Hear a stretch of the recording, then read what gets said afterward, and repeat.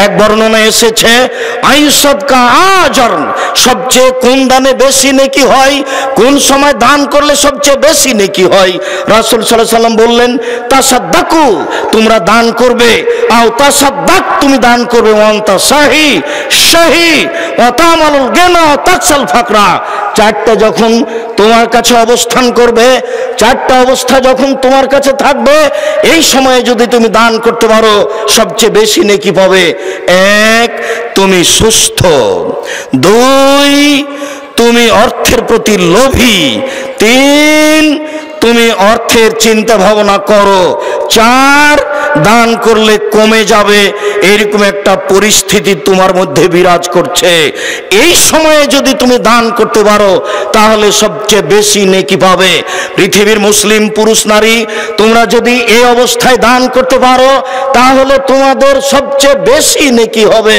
সম্মানিত দিনী ভাই বোন, আবু মুসা আশআরী রাদিয়াল্লাহু তাআলা আনহু বলেন, রাসূল সাল্লাল্লাহু আলাইহি সাল্লাম একদা বললেন, আলা কুল্লু মুসলিম সাদাকা, পৃথিবীর প্রত্যেকটা পুরুষ নারীকে দান করতে হবে, পৃথিবীর প্রত্যেকটা পুরুষ নারীকে দান করতে হবে।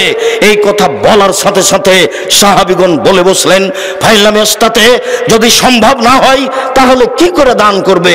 আপনি যেভাবে বলছেন সবাইকে দান করতে হবে, সবাই তো দান করতে পারবে না, টাকা না থাকলে কিভাবে দান করবে?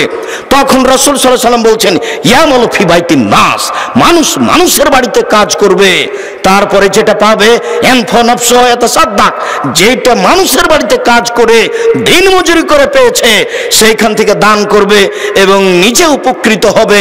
অত্র বুখারী মুসলিমের হাদিস দ্বারা প্রমাণিত হয়, যারা দিন মজুর, যারা ভ্যান চালায়, যারা রিক্সা চালায়, যারা মানুষের বাড়িতে কাজ করে খায়, তাদেরকেও দান করতে হবে।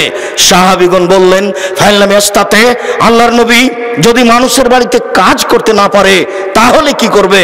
তখন আল্লাহ রাসূল বলছেন, ইরনুজাল হাজাতিল মালহুফা, অসহায় মানুষকে সহযোগিতা করবে।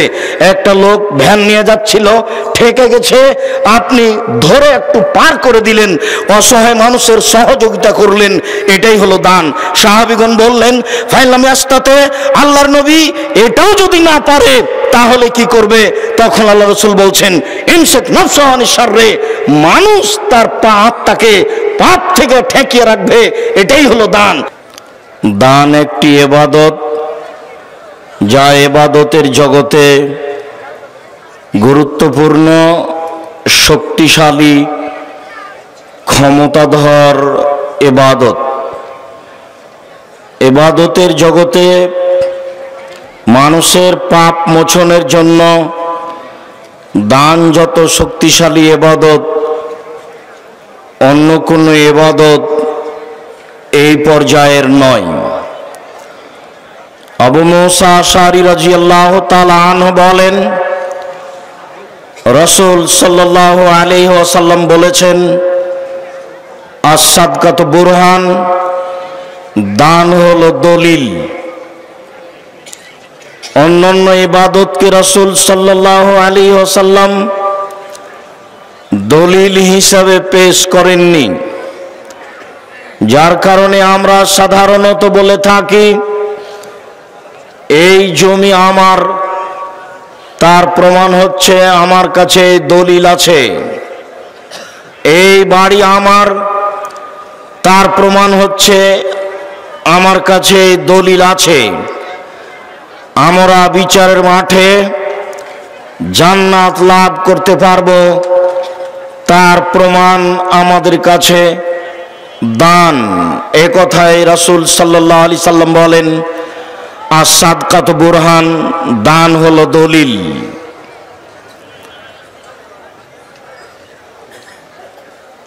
আমর ইবনে আব্বাস রাদিয়াল্লাহু তাআলা আনহু বলেন, রাসূল সাল্লাল্লাহু আলাইহি ওয়াসাল্লাম বলেছেন, ইন্নাস সাদকাতা তুতফিউল খাতিয়াতা কামা ইতফুল মাউন নারা, নিশ্চয় দান মানুষের পাপকে মিটিয়ে দিতে পারে যেমন ভাবে পানি আগুনকে নিভিয়ে দিতে পারে। দান একটি ক্ষমতাধর ইবাদত, দান একটি শক্তিশালী ইবাদত। পানির ভিতরে ক্ষমতা যেমন আগুনকে নিভিয়ে দেওয়া, দানের ভিতরে ক্ষমতা তেমন মানুষের পাপকে মিটিয়ে দেওয়া। উকবা ইবনে আমির রাদিয়াল্লাহু তাআলা আনহু বলেন, রাসূল সাল্লাল্লাহু আলাইহি ওয়াসাল্লাম বলেছেন, ইন্নাস সাদকাতা লা তুতফু হাররাল কুবুরে, নিশ্চয় দান মানুষের কবরের শাস্তিকে বন্ধ করে দিতে পারে।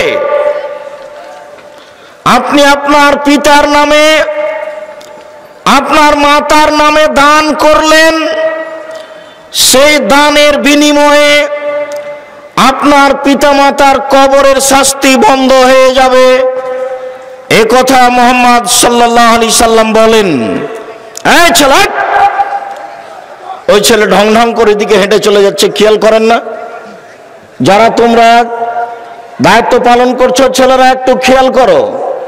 আমরা আপনাদেরকে অনুরোধ জানাচ্ছি, দয়া করে আপনারা চলাচল বন্ধ করুন। অতীব গুরুত্বপূর্ণ আলোচনা, আপনারা শোনার জন্য প্রাণপণে চেষ্টা করুন। আমাদের যারা মুসলিম বোন আছেন, আপনারাও কথাবার্তা বন্ধ করে চুপচাপ ভদ্রতা বজায় রেখে গুরুত্বপূর্ণ আলোচনা শোনার জন্য চেষ্টা করুন।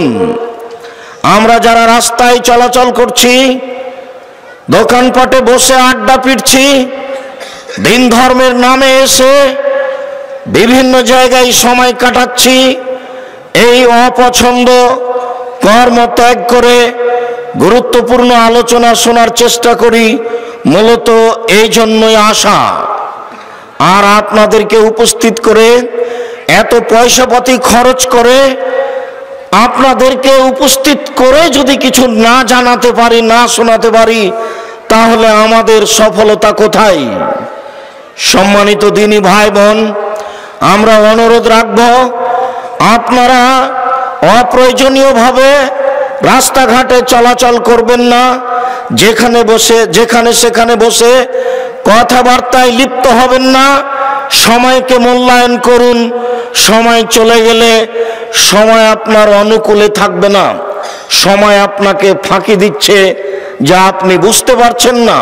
প্রয়োজন ছিল সময়কে আপনি ফাঁকি দিবেন, সময় যেন আপনাকে ফাঁকি দিতে না পারে। আমরা এখানে আলোচনা করব, আপনি রাস্তাঘাটে গল্প জমাবেন। এই অপছন্দ আচরণ আপনার জন্য কেমন হয়, আর আমাদের এই চেষ্টা প্রচেষ্টার জন্য কেমন হয়? আপনি পয়সা খরচ করে এসেছেন, এটার জন্য কেমন হয় বিবেচনা করার জন্য অনুরোধ জানাচ্ছি। বলছিলাম, উকবা ইবনে আমির রাদিয়াল্লাহু তাআলা আনহু বলেন, রাসূল সাল্লাল্লাহু আলাইহি ওয়াসাল্লাম বলেছেন, ইন্নাস সাদকাতা লা তুতফু হাররাল কুবুরে, নিশ্চয় দান কবরের শাস্তিকে বন্ধ করে দেয়।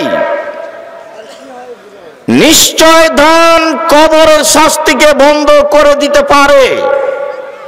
তিনি বলেন, ইন্নামাল মুমিন ইয়াস্তাজিল্লু ইয়াওমাল কিয়ামা ফি জিল্লি সাদাকাতিহি, নিশ্চয় মুমিন পুরুষ নারী, নিশ্চয় পৃথিবীর মুমিন পুরুষ নারী বিচারের মাঠে যখন আল্লাহ তাআলার বিশেষ ছায়া ছাড়া আর কোনো ছায়া থাকবে না, আল্লাহ তাআলার বিশেষ ছায়া ছাড়া আর কোনো ছায়া থাকবে না, তখন এই মুমিন পুরুষ নারী তার দানের ছায়াতলে থাকবে বলে মুহাম্মদ সাল্লাল্লাহু আলাইহি সাল্লাম বলেছেন। তিনি বলেছেন, সাবাতুন ইযুল্লুহুমুল্লাহু তাআলা ফি জিল্লিহি ইয়াওমা লা জিল্লা ইল্লা জিল্লুহু, 7 শ্রেণীর মানুষ বিশেষ ছায়াতলে থাকবে বিচার মাঠে, যেদিন আল্লাহর বিশেষ ছায়া ছাড়া আর কোনো ছায়া থাকবে না। যেদিন আল্লাহ তাআলার বিশেষ ছায়া ছাড়া আর কোনো ছায়া থাকবে না, সেদিন 7 শ্রেণীর মানুষ আল্লাহ তাআলার বিশেষ ছায়াতলে থাকবে। তার এক শ্রেণীর মানুষ হচ্ছে রাজুলুন তাসাদ্দাকা, কোন মানুষ দান করলো, ফাখফাহা, গোপনে দান করলো, হাত্তা লা তাআলামা শিমালুহু মা তুনফিকু ইয়ামিনুহু, ডান হাত কি দান করলো, বাম হাত বুঝতে পারলো না। ডান হাত কি দান করলো, বাম হাত জানতে পারলো না। মানুষ যেদিন এরকম গোপনে একমাত্র আল্লাহকে সন্তুষ্ট করার জন্য দান করতে পারবে, সে দান হবে তার জন্য বিচার মাঠে বিশেষ ছায়ার মাধ্যম। যে কথা মুহাম্মদ সাল্লাল্লাহু আলাইহি সাল্লাম বলেন, নিশ্চয় মুমিন পুরুষ নারী, নিশ্চয় মুমিন পুরুষ নারী বিচারের মাঠে তার দানের ছায়াতলে থাকবে। বলছিলাম সম্মানিত দিনী ভাই বোন, দান একটি পাওয়ারফুল ইবাদত, দান একটি ক্ষমতাধর ইবাদত, দান একটি শক্তিশালী ইবাদত। আনাস রাদিয়াল্লাহু তাআলা আনহু বলেন, রাসূল সাল্লাল্লাহু আলাইহি ওয়াসাল্লাম বলেছেন, সাদকাতু সিররে তুতফিউ গাযাবার রাব্বে, নিশ্চয় গোপন দান আল্লাহ তাআলার রাগকে মিটিয়ে দিতে পারে। আপনার পাপের কারণে আল্লাহ তাআলা আপনাকে শাস্তি দেওয়ার জন্য প্রতীক্ষমান রয়েছেন, আর আপনি এই সময়ে তাকে সন্তুষ্ট করার জন্য দান করে দিলেন। মুহাম্মদ সাল্লাল্লাহু আলাইহি সাল্লাম বলেন, এই গোপন দান আল্লাহর রাগকে মিটিয়ে দেয়। তখন তাকে জাহান্নামে দেওয়ার জন্য সিদ্ধান্ত যেটা ছিল সেইটা আল্লাহ তাআলা বাতিল করে দিয়ে তাকে জান্নাতে দেওয়ার জন্য সিদ্ধান্ত নেন। সম্মানিত দিনী ভাই বোন, বলছিলাম আল্লাহ তাআলা বলেন, ওয়াসারু ইলা মাগফিরাতিম মির রাব্বিকুম ওয়া জান্নাহ, পৃথিবীর মানুষ তোমরা দৌড়াও দৌড়াও দৌড়াও, তোমাদের প্রতিপালকের ক্ষমার দিকে দৌড়াও। পৃথিবীর পুরুষ নারী তোমরা তোমাদের প্রতিপালকের ক্ষমার দিকে দৌড়াও, দৌড়িয়ে যাও, দৌড়াও দৌড়াও, তোমাদের প্রতিপালকের ক্ষমা কোথায় রয়েছে। ও জান্নাতিন, আর জান্নাতের দিকে ছুটে যাও। আর জহাস সামাওয়াত ওয়াল আরদ, যে জান্নাতের ব্যবধান আপা আকাশ জমিনের ব্যবধান, জমিন থেকে আকাশের ব্যবধান, একটা দ্রুতগামী ঘোড়ার 500 বছরের পথ। একটি জান্নাতের আপনার বিছানের উচ্চতা বা একটি জান্নাতের দরজার ব্যবধান আকাশ জমিনের ব্যবধান। যেই জান্নাতের ব্যবধান আকাশ জমিনের দূরত্বের ব্যবধান, এই জান্নাতের দিকে তোমরা ছুটে যাও। উইদ্দাত লিল মুত্তাকিন, যে জান্নাত তৈরি করা হয়েছে পরহেজগার মানুষের জন্য, যে জান্নাত প্রস্তুত করা হয়েছে পরহেজগার মানুষের জন্য। পরহেজগার কে? অত্র আয়াতে আল্লাহ তাআলা 3 শ্রেণীর মানুষকে উল্লেখ করলেন। তিনি বললেন, আল্লাযীনা ইনফিকুনা ফিস সাররাই ওয়াজ দাররাই ওয়াল কাযিমিনাল গায়জ ওয়াল আফিনা আনিন নাস।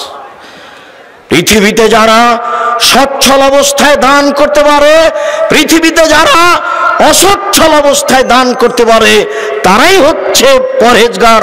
তাদের জন্য জান্নাত প্রস্তুত রয়েছে। তারাই হচ্ছে পরহেজগার, তাদের জন্য জান্নাত প্রস্তুত রয়েছে। এরপরে আল্লাহ তাআলা বলেন, আল কাযিমিনাল গায়জ, যারা রাগকে থামিয়ে নিতে পারে, রাগের প্রতিফল প্রকাশ করে না, রাগ দিয়ে কোনো কাজ নিতে চায় না, রাগকে দমন করতে পারে, তাদের জন্য জান্নাত প্রস্তুত রয়েছে। রাসূল সাল্লাল্লাহু আলাইহি সাল্লাম বলেন, লাইসা সাদীদু বিসুরা, মানুষ আছাড় দিয়ে ফেলে দিতে পারলে মানুষ শক্তিশালী হয় না। কেউ যদি কাউকে আছাড় দিয়ে ফেলে দিতে পারে সেই শক্তিশালী, এই কথা ঠিক নয়। আশ-শাদীদ আল্লাযী ইয়ামলিকু নাফসাহু ইনদাল গাযাবে, সেই মূলত শক্তিশালী যে ব্যক্তি রাগের সময় নিজেকে দমন করতে পারে, রাগের সময় যে নিজেকে ধরে রাখতে পারে, রাগ বাস্তবায়ন করতেও করে না, সেই হচ্ছে মূলত শক্তিশালী। তারপরে আল্লাহ তাআলা বলেন, যে মানুষকে ক্ষমা করতে পারে, মানুষের ভুল ত্রুটি হতে পারে, এটাই স্বাভাবিক। যে মানুষকে ক্ষমা করতে পারে সেই হচ্ছে পরহেজগার, তার জন্য জান্নাত প্রস্তুত রয়েছে। আবু হুরায়রা রাদিয়াল্লাহু তাআলা আনহু বলেন, রাসূল সাল্লাল্লাহু আলাইহি সাল্লাম বলেছেন, মা নাকাসাত সাদকাতুন মিন মালিন, দান করলে মানুষের পয়সা কমে না, দান করলে মানুষের পয়সা কমে না। তারপর আল্লাহ রাসূল বলছেন, ওমা যাদাল্লাহু আবদান বিআফবিনিল ইজদান, মানুষ যদি মানুষকে ক্ষমা করে দেয় তাহলে তার মর্যাদা বেশি হয়ে যায়, তাহলে আল্লাহ তাআলা তার মর্যাদা সম্মানকে বেশি করে দেন।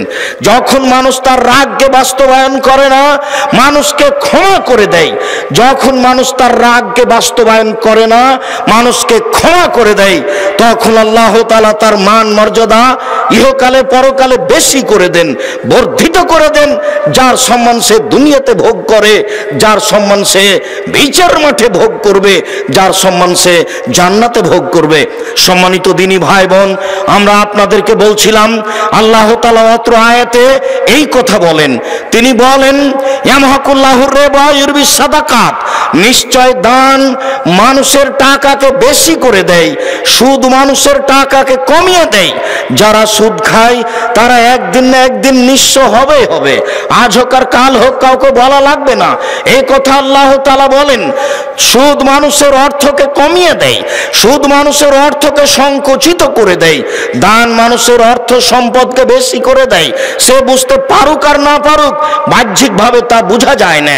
আমি 100 টাকা থেকে যদি 10 টাকা দান করি, 90 টাকা যদি আমি বাক্সের মধ্যে রেখে দিই, 1 বছর পরে যদি বের করি আমার 90 টাকাই থাকবে, বেশি হলো কি করে?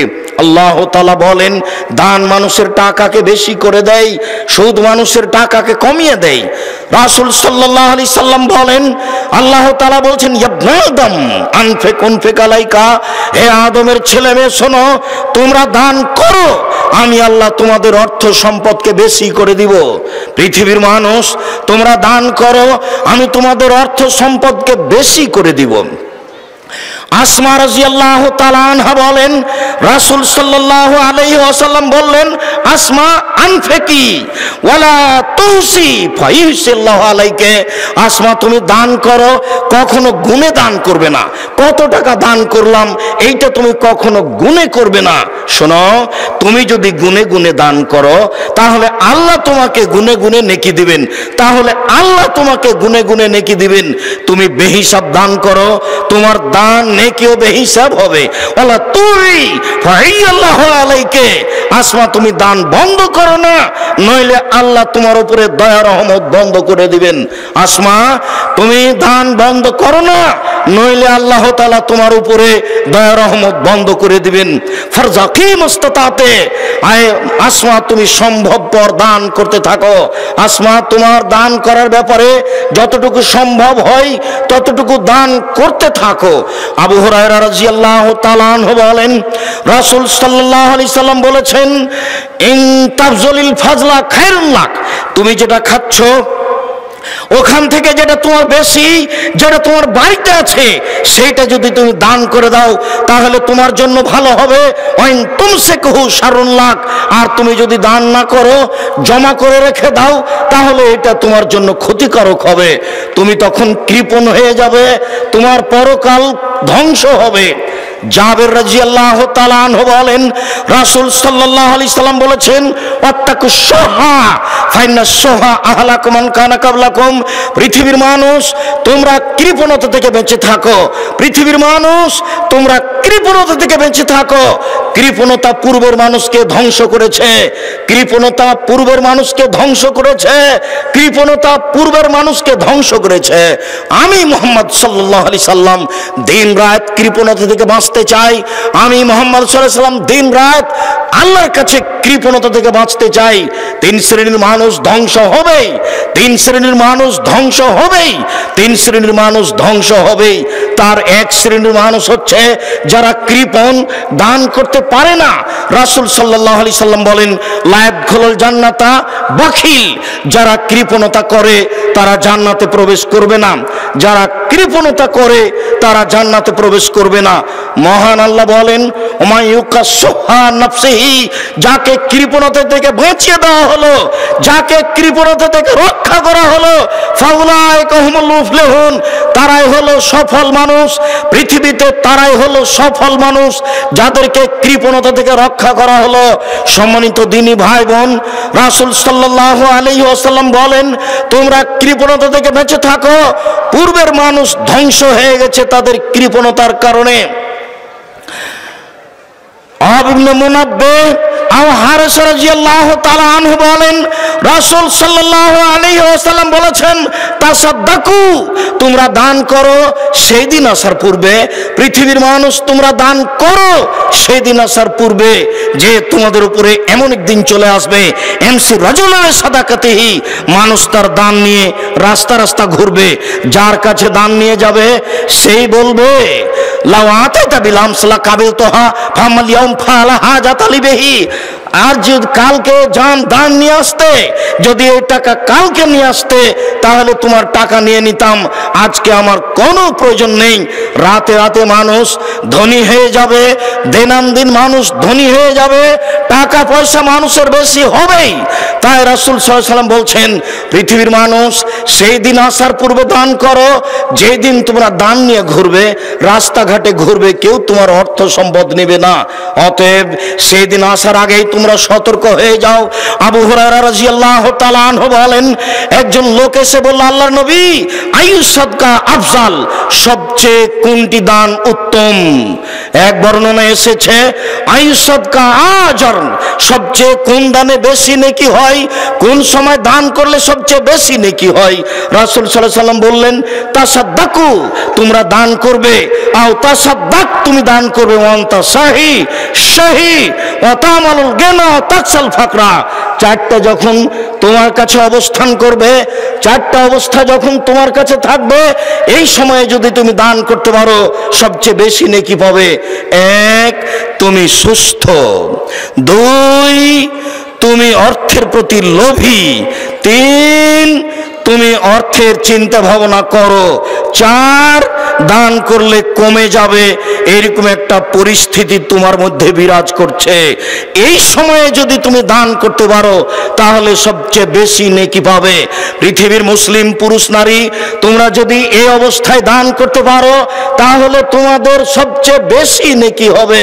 সম্মানিত দিনী ভাই বোন, আবু মুসা আশআরী রাদিয়াল্লাহু তাআলা আনহু বলেন, রাসূল সাল্লাল্লাহু আলাইহি সাল্লাম একদা বললেন, আলা কুল্লি মুসলিম সাদাকা, পৃথিবীর প্রত্যেকটা পুরুষ নারীকে দান করতে হবে, পৃথিবীর প্রত্যেকটা পুরুষ নারীকে দান করতে হবে। এই কথা বলার সাথে সাথে সাহাবীগণ বলে বসলেন, ফাইলাম ইস্তাতে, যদি সম্ভব না হয় তাহলে কি করে দান করবে? আপনি যেভাবে বলছেন সবাইকে দান করতে হবে, সবাই তো দান করতে পারবে না, টাকা না থাকলে কিভাবে দান করবে? তখন রাসূল সাল্লাল্লাহু আলাইহি ওয়াসাল্লাম বলছেন, ইয়ামাল ফি বাইতিন নাস, মানুষ মানুষের বাড়িতে কাজ করবে, তারপরে যেটা পাবে এনফা নফস ইয়াতাসাদ্দাক, যেটা মানুষের বাড়িতে কাজ করে দিন মজুরি করে পেয়েছে সেইখান থেকে দান করবে এবং নিজে উপকৃত হবে। অত্র বুখারী মুসলিমের হাদিস দ্বারা প্রমাণিত হয়, যারা দিন মজুর, যারা ভ্যান চালায়, যারা রিক্সা চালায়, যারা মানুষের বাড়িতে কাজ করে খায়, তাদেরকেও দান করতে হবে। সাহাবীগণ বললেন, ফাইলাম ইস্তাতে, আল্লাহর নবী যদি মানুষের বাড়িতে কাজ করতে না পারে তাহলে কি করবে? তখন আল্লাহ রাসূল বলছেন, ইরনুজাল হাজাতিল মালহুফা, অসহায় মানুষকে সহযোগিতা করবে। একটা লোক ভ্যান নিয়ে যাচ্ছিল, ঠেকে গেছে, আপনি ধরে একটু পার করে দিলেন, অসহায় মানুষের সহযোগিতা করলেন, এটাই হলো দান। সাহাবীগণ বললেন, ফাইলাম ইস্তাতে, আল্লাহর নবী এটাও যদি না পারে তাহলে কি করবে? তখন আল্লাহ রাসূল বলছেন, ইনসাক নাফসাহু আনিশ শাররে, মানুষ তার আত্মাকে পাপ থেকে ঠেকিয়ে রাখবে, এটাই হলো দান। মানুষ তার আত্মাকে পাপ থেকে ঠেকিয়ে রাখবে, এটাই হলো দান। আবু যার গিফারী রাদিয়াল্লাহু তাআলা আনহু বলেন, রাসূল সাল্লাল্লাহু আলাইহি ওয়াসাল্লাম বলেছেন, পৃথিবীর মানুষ মনে রেখো, ইন্না বিকুল্লি তাসবিহাতিন সাদাকা, নিশ্চয় সুবহানাল্লাহ বললে দানের নেকি হয়, অবে কুল্লে তাহমিদাতিন সাদাকা, আলহামদুলিল্লাহ বললে দানের নেকি হয়, ওয়া কুল্লে তাহলিলাতিন সাদাকা, লা ইলাহা ইল্লাল্লাহ বললে দানের নেকি হয়, ওয়া আমরিন বিল মারুফ, ওয়া আমরিন বিল মারুফ, ভালো কাজের আদেশ করলে সাদকার নেকি হয়, ও নাহিয়ানিল মুনকারে, মন্দ কাজের নিষেধ করলে সাদকার নেকি হয়। এইভাবে বলতে বলতে আল্লাহ রাসূল বলছেন, অফি বুজি আহাদাকুম সাদকা, তোমাদের স্ত্রী মিলনও দানের নেকি হয়। এই পর্যন্ত বলতেই সাহাবীগণ বলে বসলেন, আল্লাহর নবী এটা কেমন কথা হলো? ইয়াতির রাজুলু শাহওয়াতাহু ওয়ালাহু ফিহা আজর, মানুষ তার স্ত্রীর কাছে যাবে আর এইটাতে নেকি হবে, এটা কেমন কথা হলো? তখন আল্লাহ রাসূল বলছেন, তোমাদের মতামত কি? এই কাজটা যদি হারাম উপায়ে হতো তাহলে পাপ হতো কিনা? সাহাবীগণ বললেন, তা তো সহজ কথা, হারাম উপায়ে হলে তো পাপ হবেই। তখন রাসূল সাল্লাল্লাহু আলাইহি ওয়াসাল্লাম বললেন, যা হারাম উপায়ে হলে পাপ হয় তা হালাল উপায়ে হলে নেকি হবে। বুখারী মুসলিম। সম্মানিত দিনী ভাই বোন, আমি আপনাদেরকে দান করার জন্য অনুরোধ জানিয়ে বলতে যাচ্ছি, আবু হুরায়রা রাদিয়াল্লাহু তাআলা আনহু বলেন, রাসূল সাল্লাল্লাহু আলাইহি সাল্লাম বলেছেন, মা মিন ইয়ামিন ইসবুহুল ইবাদু ফিহি, প্রত্যেক দিন সকালে যেখানে আদম সন্তান সকাল করে, প্রত্যেক দিন সকালে আকাশ থেকে দুইজন ফেরেশতা নেমে আসেন। প্রত্যেক দিন সকালে আকাশ থেকে দুইজন ফেরেশতা নেমে আসেন। একুল আহাদুহুমা, দুইজনের একজন বলেন, আল্লাহুম্মা আতে লিকুল্লি মুনফিকিন খালাফা, আল্লাহ যে যতটুকু দান করলো তুমি তার ততটুকু পূর্ণ করে দাও। আল্লাহ যে যতটুকু দান করলো তুমি তার ততটুকু পূর্ণ করে দাও।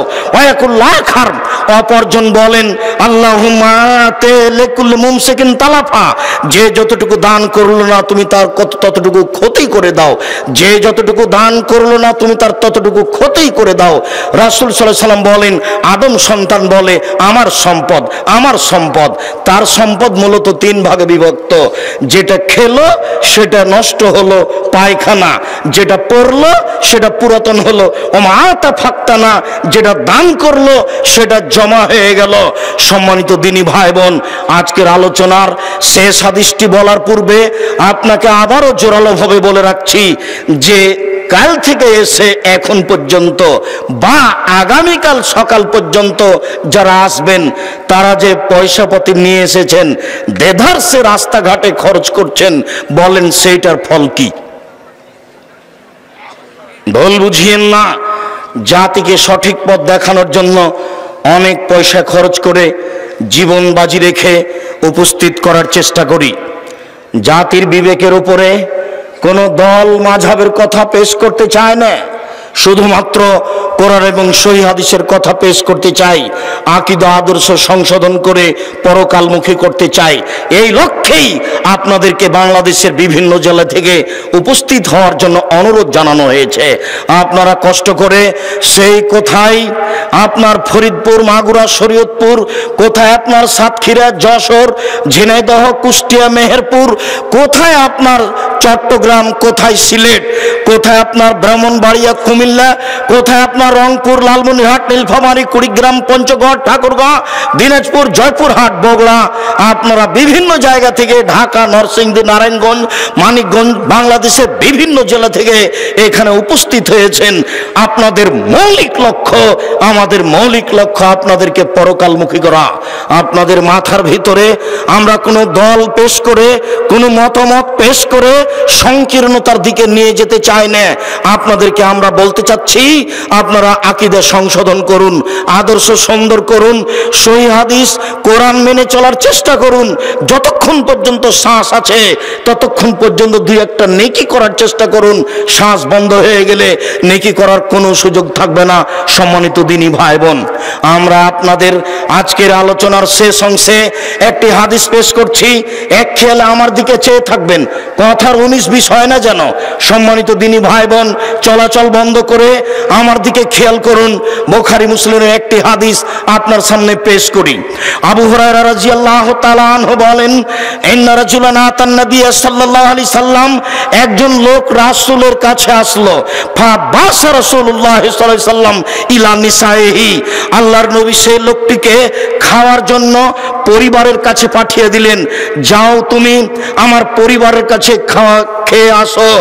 তার পরিবার বললেন কুন্না, আয়েশা বলছেন, তার স্ত্রীগণ বলছেন, আমরা বললাম মা না ইল্লাল মা, বাড়িতে আজকে পানি ছাড়া কোনো কিছু নেই। আমি যে আপনাদেরকে মাঝে মধ্যে বলেছি যে ঈদের মাঠে গিয়ে আল্লাহর নবী দেখলেন একটা বাচ্চা কাঁদছে। আল্লাহ নবী বললেন, কাঁদছো কেন? লোকটি বললে, আমি এতিম। আল্লাহ রাসূল বললেন, আমিও এতিম ছিলাম। ছেলেটিকে কোলে নিলেন, আয়টি খুশি হয়ে গেল, একেবারে নগদ ডাহা মিথ্যা। এ দেখেন রাসূল সাল্লাল্লাহু আলাইহি সাল্লাম তার পরিবারের কাছে একটি লোককে খাওয়ার জন্য পাঠালেন। তার পরিবার বলছেন মা মানা ইল্লা তুম ইল্লা মা, আজকে আমাদের সাথে পানি ছাড়া কোনো কিছু নেই, বাড়িতে পানি ছাড়া কোনো কিছু নেই, বাড়িতে পানি ছাড়া কোনো কিছু নেই। তখন রাসূল সাল্লাল্লাহু আলাইহি সাল্লাম বললেন মাইজুফা হাজা, উপস্থিত মসজিদের জনগণ শোনো, কে লোকটাকে মেহমান হিসাবে নিতে পারে? যে লোকটি আমার বাড়ি থেকে ফিরে আসলো, খাওয়ার ব্যবস্থা না থাকার কারণে আমার বাড়ি থেকে লোকটি ফিরে এসেছে, কে মেহমান হিসেবে নিতে পারে? কালা রাজুলুন মিনাল আনসার আনা, আনসারীদের একজন লোক বললেন আবু তালহা, জি আমি রেডি আছি, আমি বাড়িতে নিয়ে যাব। ফান্তালাকা বিহি ইলা ইমরাতিহি, তিনি মেহমানকে সাথে নিয়ে তার স্ত্রীর কাছে চলে গেলেন। তার স্ত্রীর কাছে চলে গিয়ে বলছেন আকরিমি যাইফা রাসূলিল্লাহ সাল্লাল্লাহু আলাইহি ওয়াসাল্লাম, ও আমার স্ত্রী শোনো, ইনি হচ্ছেন আল্লাহর নবীর বাড়ির মেহমান। আল্লাহর নবীর বাড়ি থেকে মেহমান খেতে না পেয়ে ফিরে এসেছে, তুমি এর খাওয়ার ব্যবস্থা করো, তুমি একে সম্মান করো। ফাকালাত, স্ত্রী বলছেন মা ইনদানা ইল্লা কুতু সিবিয়ানি, বলেন কি, আমার বাচ্চার বেঁচে থাকার মাত্র একটু খাদ্য আছে, আর কোনো খাদ্য নেই। বাড়ির বাচ্চার বেঁচে থাকার মতো একটু খাদ্য আছে, আর কোনো খাদ্য নেই। তখন লোকটি বলছেন, আবু তালহা বলছেন হাই তো আমাকে যেটুকু খাদ্য আছে সেটুকু রেডি করো। ওয়াসবেহি সেরা যাকে, তুমি তোমার বাতি ল্যাম্প জ্বালাও। ওয়া নাবেবি সিবিয়ানাকে, তুমি তোমার বাচ্চাদেরকে ঘুমিয়ে দাও। এ যা আরাদু আশা, যখন তারা রাত্রে খেতে চাইবে, যখন রাত্রে খেতে চাইবে তখন তুমি বাচ্চাদেরকে ঘুমিয়ে দিবে। ফাহাইয়াত তোয়ামাহা, তিনি তার খাদ্য রেডি করা আরম্ভ করলেন। ওয়াসবাহাত সেরাজাহা, তিনি তার ল্যাম্প জ্বালালেন। ওয়া নাওমাত সিবিয়ানাহা, তিনি তার বাচ্চাদেরকে ঘুমিয়ে দিলেন। সুম্মা কামাত, তারপর তিনি দাঁড়ালেন। মনে হচ্ছে যেন তিনি দাঁড়িয়েটা ল্যাম্পটা ঠিক করতে যাচ্ছেন, মনে হচ্ছে যেন তিনি দাঁড়িয়ে ল্যাম্পটা ঠিক করতে যাচ্ছেন। ফাত ফাত হো, তিনি ঠিক করতে গিয়ে কৌশলে ল্যাম্পটা নিভিয়ে দিলেন, অন্ধকার হয়ে গেল। ফাজালা লে ইরিয়া নিহে আন্নাহুমা, তিনি দেখাতে চাইলেন যে তারা দুইজন তার সাথে একলানে খেতে আছে। তিনি দেখাতে চাইলেন তারা স্বামী স্ত্রী রাতের অন্ধকারে তার সাথেই খেতে আছেন, এইটা দেখাতে চাইলেন। রাসূল সাল্লাল্লাহু আলাইহি ওয়াসাল্লাম বলছেন ও বাতা তয় আইনে, স্বামী স্ত্রী ক্ষুধার্ত অবস্থায় সকাল করলেন, কিছুই খেলেন না, বাচ্চাদের ঘুমিয়ে দিয়ে নিজেরা দুইজন না খেয়ে ওইটুকু খাদ্য মেহমানকে খাওয়িয়ে দিলেন। ফা গাদা ইলান নবী সাল্লাল্লাহু আলাইহি সাল্লাম, সকালবেলায় তিনি আল্লাহর নবীর কাছে চলে গেলেন। আল্লাহর নবী তাকে দেখে বলছেন শোনো জাহেক আল্লাহ, তোমার কর্ম দেখে আল্লাহ হেসে উঠেছেন। আজাব আল্লাহু মিন ফালিকুমা, তোমাদের স্বামী স্ত্রীর কর্মতে আল্লাহ খুশি হয়ে গেছেন। আল্লাহ তোমাদের স্বামী স্ত্রীর কর্মতে খুশি হয়ে গেছেন। ফানজালাল্লাহু তাআলা, তারপর আল্লাহ তাআলা এই আয়াতটি অবতীর্ণ করলেন ওয়া ইউসিরুনা আলা আনফুসিহিম ওয়ালাউ কানা বিহিম খাসাসা, তারা স্বামী স্ত্রী নিজেদের উপরে মেহমানকে প্রাধান্য দিলেন যদিও তাদের কাছে ক্ষুধা ছিল। সম্মানিত দিনী ভাই বোন, হাদিস তো বুখারী মুসলিম, কোরআন মাজিদ তো কোরআন মাজিদের আয়াত। জীবনে কি করলেন? অনেক পয়সা উপার্জন করলেন, খেয়ে তাকে শেষ করলেন। যা খেলেন তা পেশাব পায়খানা, যা পড়লেন তা পুরাতন হলো, যা দিলেন তা জমা থাকলো। হাদিস বুখারী মুসলিম। আপনাদেরকে এখানে উপস্থিত করে দান সম্পর্কে একটি গুরুত্বপূর্ণ বিষয় পেশ করে আমি বলতে চাচ্ছি, মনে রাখবেন ইবাদতের জগতে সবচেয়ে দামি, ইবাদতের জগতে সবচেয়ে পাওয়ারফুল, ক্ষমতাধর, শক্তিশালী ইবাদত হচ্ছে দান। মর্মে বলছি যে আমি নিঃস্ব মানুষ, এক মাসের যদি বেতন আমাকে দিতে বলেন জামিয়া সালাফিয়ায়, তাহলে বাকি জীবন কাজ করলে আমি এক মাসের বেতন দিতে পারবো না। এক মাসে বেতন লাগে 12,15,000। তো 12,15,000 টাকা আমি বাকি সময় পর্যন্ত উপার্জন করতে পারবো, আমার উপার্জন দিয়ে তা আমার মনে হয় না। তাই আপনাদেরকে আমি বারংবার বলে থাকি যে আপনারা একটু দোয়া করবেন যে আল্লাহ জামিয়া সালাফিয়াকে তুমি কবুল করো। যদি উপরে কবুল হয়ে যায় তাহলে আর কোনো সমস্যা হবে না, কিভাবে হবে তা ভাববার বিষয় নয়। 2016 সালের 16 জুলাই রোজ শনিবার সকাল 8টার সময় বোখারির দাস দিয়ে এই জামিয়া সালাফিয়া ডাঙ্গিপাড়া তবা রাজশাহী চালু হয়েছে। এখন প্রায় 16 থেকে 18 থেকে 20 বিঘা জমির ওপরে এই প্রতিষ্ঠান। আগামীকাল সকালে ঘুরে ঘুরে দেখবেন বাংলাদেশে আহলে হাদিসের সবচেয়ে বড় মসজিদ জামিয়া সালাফিয়ার বাইতুল হাম জামে মসজিদ। কিভাবে হয় তা আমি জানি না, তবে বিদেশি পয়সা দেওয়া হয় না, এ কথাই চূড়ান্ত। দু একজন আমাকে বলেছেন যে সৌদি আরব কুয়েতে একটু দরখাস্ত করলেই তো এই মসজিদের ব্যবস্থা করা হয়। তা আমি বলছি বলেন কি, তারা এত বড় মসজিদ করার সাহস করতে পারে? 10 লক্ষ টাকা দিলে 14 বার ছবি চাইবে, ফটো চাইবে। 50,000 টাকা দিলে 100 বার ছবি দিতে হবে। তারা এত বড় কাজ করতে পারবে না। এই দেশের জনগণ এই মসজিদ তৈরি করবে ইনশাল্লাহ, তোমরা দেখে নেবে। আমি তাকে বললাম, যার ফল আপনারা দেখতে পাচ্ছেন বাইতুল হাম জামে মসজিদ। সম্মানিত দিনী ভাই বোন, এখানে 1400 ছেলে মেয়ে পড়াশোনা করে, এখন তারা এই জামিয়ায় অবস্থান করছেন। এখানে 36 জন 37 জন শিক্ষক আছেন, 19 জন শিক্ষিকা আছেন, 24 জন কর্মচারী আছে। অনুরূপী রূপগঞ্জ, নারায়ণগঞ্জ, ঢাকায় আছে, তবে এখানকার তুলনায় সেখানে কম আছে। সম্মানিত দিনী ভাই বোন, আপনাদেরকে একবার উপস্থিত করে আমরা আমাদের আবেগটি, আমাদের পরিকল্পনাটি আপনাদের সামনে পেশ করতে চাই। আমাদের এই সম্মেলনে খরচ হয় সাধারণত গত বছরের হিসাবে 12,40,000 টাকা খরচ হয়েছে। সব আপনাদের এই জামিয়া সালাফিয়া প্রতিষ্ঠান খরচ করে। যদি সবই প্রতিষ্ঠানকে খরচ করতে হয় তাহলে প্রতিষ্ঠান ক্ষতিগ্রস্ত হবে। মর্মে আমি আপনাদেরকে আন্তরিকভাবে অনুরোধ জানাই, সম্মানিত দিনী ভাই বোন, আপনারা যারা অর্থ সম্পদ জামিয়াকে অন্তর থেকে ভালোবাসেন, বেশি দান করতে যাচ্ছেন, নেবরাস অফিসের পিছনেই আপনারা অফিসে গিয়ে দান করেন, রসিদ নেবেন। ঢুকতে দেখবেন হাতের বামে মনে হয় তারা অপেক্ষা করছে, সেখানে আপনারা দান করবেন। আমি আপনাদেরকে বৈঠকি দান করার অনুরোধ রেখে ছেলেরা আপনাদের কাছে যাচ্ছে, কোনো দিনী ভাই, কোনো দিনী বোন এই বৈঠকি দান থেকে বিরত থাকবেন না। সকল দিনী ভাই বোনকে আমি আন্তরিকভাবে দান করার জন্য অনুরোধ জানাচ্ছি।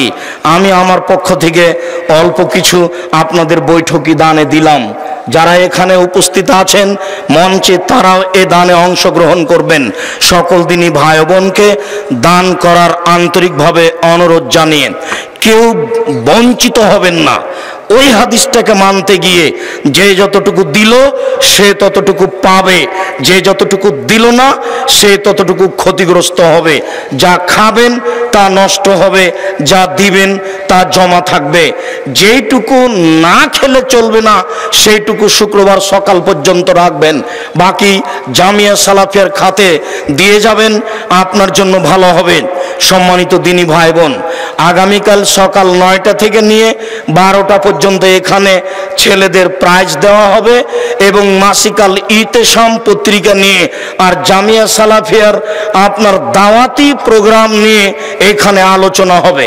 জামিয়া সালাফিয়ার দাওয়াত কিভাবে হবে, দাওয়াতি প্রোগ্রামের আলোচনা হবে আর মাসিকাল ইতেসামের আলোচনা হবে। সাথে সাথে আপনাদের বাচ্চাদের বাৎসরিক অনুষ্ঠানের বাৎসরিক ফলাফল পেশ করা হবে। সম্মানিত দিনী ভাই বোন, আর আগামীকাল তো আমাদের ধারাবাহিকভাবে আলোচনা আছেই। আজকে এই বিশাল জনসভায় আমি আন্তরিকভাবে আল্লাহকে বলছি, আল্লাহ তুমি এত মানুষ দেশের বিভিন্ন প্রান্ত থেকে উপস্থিত করেছ, তুমি তাদের অন্তরকে খুলে দাও, সবাই যেন মুক্ত হস্তে দান করতে পারে। আমি আমাদের পক্ষ থেকে সকল দিনী ভাই বোনের জন্য আন্তরিকভাবে দোয়া করছি, আল্লাহ তুমি তাদের অর্থ সম্পদ বেশি করে দাও। আল্লাহুম্মা সাল্লি আলাইহি আল্লাহুম্মা বারিক আলাইহি। আপনারা স্ব স্ব স্থানে অবস্থান করবেন। আর একটা কাজ কোনো সময় ভুলবেন না, মাসিক আল ইতেসাম পত্রিকা, অন্যান্য বই পুস্তক নেবেন, সাথে সাথে মাসিক আল ইতেসাম পত্রিকাকে স্মরণ করবেন। বুখারীর ব্যাখ্যা আব্দুল্লাহর লিখা মিন্নাতুল বারি, এই বইটিকেও স্মরণ করবেন। আমি আপনাদের সকল দিনী ভাই বোনকে মাসিক আল ইতেসামের এজেন্ট হওয়ার অনুরোধ রেখে, মাসিক আল ইতেসাম সংগ্রহ করার অনুরোধ রেখে সকল দিনী ভাই বোনকে যতটুকু সম্ভব, কেউ বঞ্চিত হবেন না, সকলকে দান করার অনুরোধ রেখেন। যারা আমার দিনী বোন আছেন, আমাদের মেয়েরা আছে, আপনাদের কাছে উপস্থিত হবে, সকল দিনী ভাই বোনকে আমরা আন্তরিকভাবে দান করার জন্য অনুরোধ জানাচ্ছি। আল্লাহ, এই রাতে তোমার দরবারে আমরা বলছি, যারা জামিয়া সালাফিয়া দান করে তুমি তাদের অর্থ সম্পদে বরকত দান করো, তুমি তাদের রুজি রোজগারে বরকত দান করো। যারা এই বাইতুল হাম জামে মসজিদে দান করে তুমি তাদেরকে নিরাপদে রাখো, তুমি তাদেরকে হেফাজত করো, তুমি তাদের যারা চলে গেছে আত্মীয় স্বজন কবরে, তুমি তাদের কবরের শাস্তিকে মাফ করে দাও। তুমি যেভাবে তোমার নবী যেভাবে বলেছেন দান করলে কবরের শাস্তি বন্ধ হয়ে যায়, এইটা তুমি বাস্তবায়ন করো, তুমি সর্বশক্তিমান। সকল দিনী ভাই বোনের সার্বিক কল্যাণ কামনা করে সকল দিনী ভাই বোনকে দান করার অনুরোধ রেখে আজকের মতো আমি আমার আলোচনা এখানে শেষ করলাম। সুবহানাকা আল্লাহুম্মা ওয়া বিহামদিকা আশহাদু আল্লা ইলাহা ইল্লা আনতা আস্তাগফিরুকা ওয়া আতুবু ইলাইক। একটু কথা বলেন না হলে লোকজন আবার। যখন মানুষ তার হাতে দান করতেন তখন বলতেন আল্লাহুম্মা সাল্লি আলাইহি আল্লাহুম্মা বারিক আলাইহি, আল্লাহ তুমি তার অর্থ সম্পদে বরকত দান করো, আল্লাহ তুমি তার অর্থ সম্পদকে বেশি করে দাও। আল্লাহ তাআলা বলছেন, মুহাম্মদ মানুষ যখন দান করে তুমি তাদের জন্য বরকতের অর্থ সম্পদের দান করো, তোমার কথাই তাদের অর্থ সম্পদে বরকত হবে। আমি আপনাদের দিনী ভাই হিসাবে, সাধারণ খাদেম হিসাবে আন্তরিকভাবে অনুরোধ জানাচ্ছি, সকলে দান করুন। আমরা খাকসার সাধারণ মানুষ, আল্লাহর দরবারে পেশ করি, আল্লাহ যে যতটুকু দান করছে তুমি তার ততটুকু পূর্ণ করে দাও। আল্লাহ তাদের আত্মীয় স্বজন যারা কবরে চলে গেছে তুমি তাদের কবরের শাস্তিকে মাফ করে দাও, তুমি তাদের অর্থ সম্পদে বরকত দান করো, তুমি তাদের রুজি রোজগারে বরকত দান করো। পৃথিবীর বিভিন্ন প্রান্তে আমার মুসলিম ভাই বোন যারা এই সম্মেলন অবলোকন করছেন তাদেরকে অনুরোধ জানাচ্ছি, আপনারা পৃথিবীর বিভিন্ন প্রান্ত থেকে এই জামিয়া সালাফিয়ায় দান পাঠাবেন। আপনাদের দান পাঠানোর জন্য আমরা ইসলামী ব্যাংক ব্যবহার করতে বলেছি, MSND 82 ইসলামী ব্যাংক ব্যবহার করতে পারেন, MSND 82। এছাড়া আপনারা ব্যবহার করতে পারেন আল আরাফা ইসলামী ব্যাংক রাজশাহী 0071120004027 আল আরাফা ইসলামী ব্যাংক রাজশাহী 0071120004027 আল আরাফা ইসলামী ব্যাংক রাজশাহী আব্দুর রাজ্জাক। এছাড়া আপনারা জামিয়া সালাফিয়ার বিকাশ এজেন্ট ব্যবহার করতে পারেন 01793638180 বিকাশ এজেন্ট জামিয়া সালাফিয়া 01793638180। আপনাদেরকে আমরা ইসলামী ব্যাংক ব্যবহার করার জন্য বলছি, আপনারা ইসলামী ব্যাংক ব্যবহার করুন MSND 8282 MSND 8282। এছাড়া আপনারা আল আরাফা ইসলামী ব্যাংক ব্যবহার করুন 0071120004027 আল আরাফা ইসলামী ব্যাংক রাজশাহী আব্দুর রাজ্জাক। এছাড়া বিকাশ এজেন্ট নাম্বার ব্যবহার করুন 01793638180। সকল দিনই ভাই বোনের জন্য আমরা আন্তরিকভাবে দোয়া করি, আল্লাহ তুমি তাদের অর্থ সম্পদে বরকত দান করো, তুমি তাদের আহাল পরিবারকে হেফাজতে রাখো। যারা আমাদের কাছে দুয়ার দাবি দরখাস্ত রেখেছে আমরা আন্তরিকভাবে তাদের জন্য দোয়া করি, তুমি তাদের আহাল পরিবারকে নিরাপদে রাখো। রাখো, রোগমুক্ত রাখো। তুমি তাদের অর্থ সম্পদ বেশি করে দাও, তাদের আত্মীয় স্বজন যারা মারা গেছে তুমি তাদের কবরের শাস্তি মাফ করো। পৃথিবীর সকল মুসলিম ভাই বোনকে তুমি ক্ষমা করো। তোমার দরবারে জোরালো দাবি রেখে আমার পক্ষ থেকে আপাতত আজকের মতো এখানেই শেষ করছি কথা। সুবহানাকা আল্লাহুম্মা ওয়া বিহামদিকা আশহাদু আল্লা ইলাহা ইল্লা আনতা আস্তাগফিরুকা ওয়া আতুবু ইলাইক। আসসালামু আলাইকুম ওয়া রাহমাতুল্লাহ। ছেলেরা শেষ না হওয়া পর্যন্ত তোমরা তোমাদের কাজ